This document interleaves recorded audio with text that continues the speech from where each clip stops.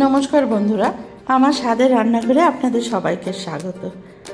আজ অনেক দিন পর আমি ভিডিও দিচ্ছি। শরীরটা খুব একটা ভালো ছিল না, তাই আজ আপনাদের গন্ধরাজ চিকেন রান্না করে দেখাবো। দেখুন, প্রথমে আমি আলুগুলো কেটে ধুয়ে রেখেছি। তাতে প্রথমে আমি গোটা গরম মশলা ফোড়নে দিয়ে দিয়েছি। তারপরে পেঁয়াজ, আদা, রসুন একসঙ্গে আমি বেটে নিয়েছি, মিক্সিতে পেস্ট করে নিয়েছি। আপনারা চাইলে কুচনো পেঁয়াজও দিতে পারেন বা মেখেও রান্না করতে পারেন, কিন্তু আমি এইভাবেই রান্না করলাম। রসুন ধরুন একটা গোটা রসুন দিয়েছি, পেঁয়াজ 4-5টা দিয়েছি, আর আদা 2 ইঞ্চির মতো আদা দিয়েছি। তারপরে 2 চামচের মতো হলুদ দিয়ে দিয়েছি, ছোট 2 চামচ, ছোট 2 চামচের মতো জিরের গুঁড়ো দিয়ে দিয়েছি। দিয়ে আমি মশলাটাকে ভালো করে কষিয়ে নেব। আর হ্যাঁ, আমি কাশ্মীরি লঙ্কার গুঁড়ো সামান্য দিয়েছি। এটা স্বাদের জন্য না, কালারটা যাতে একটু ভালো আসে। এই মশলাটা ভালো করে কষিয়ে নিয়ে তারপর আমি যে গন্ধরাজ লেবু ওপরটা হালকা হালকা গ্রেট করে আমি দিয়ে দিয়েছি। তারপর আমি মশলাটা আরেকটু কষাবো। এবার লেবুটা যেন সাদা অংশটা না ঘষে যায় সেটি লক্ষ্য রাখতে হবে।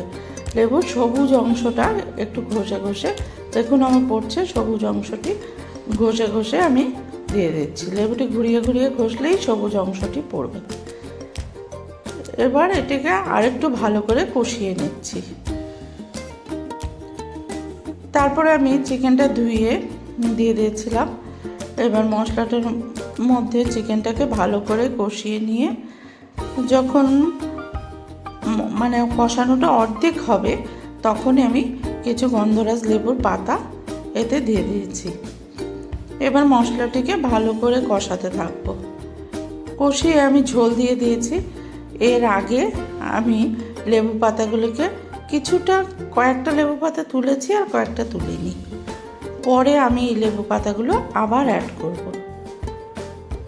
ঝোলটা আমার প্রায় হয়ে এসছে। আলুগুলো আমি ভেজে দিয়ে দিয়েছিলাম। ঝোলটা হয়ে এসছে। এবার আমি গরম মশলা গুঁড়ো দিয়ে দিলাম। তারপরে আমি যে ঝোলটা ফুটে হচ্ছে নামানোর আগে আবার আমি ওই লেবু পাতাগুলো যে কটা তুলে রেখেছিলাম সেগুলো আবার এতে দিয়ে দেব, যাতে ফ্লেভারটা ভালো আসে।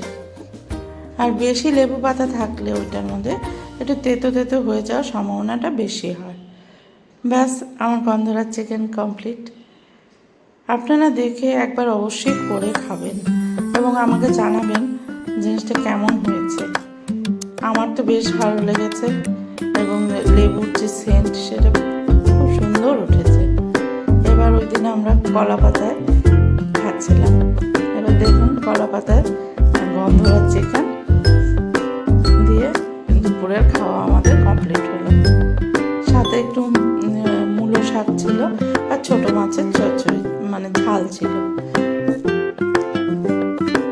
ছোট মাছের ঝাল, মূলো শাক আর গন্ধরাজ চিকেন। ওই দিন দুপুরের খাওয়াটি বেশ জমজমাট হয়েছে। আপনারা কিন্তু অবশ্যই একদিন করে জানাবেন আমাকে যে চিকেনটা আপনাদের কেমন লাগবে। একটু অন্যরকম, সবসময় আমরা তো ঘরোয়া রান্না, ঘরোয়া চিকেন খাই। একটু অন্যরকমভাবে করলে খেতে বেশ ভালোই লাগে, মন্দ হয় না। আজ তাহলে আসছি, দেখা হচ্ছে একটি পরবর্তী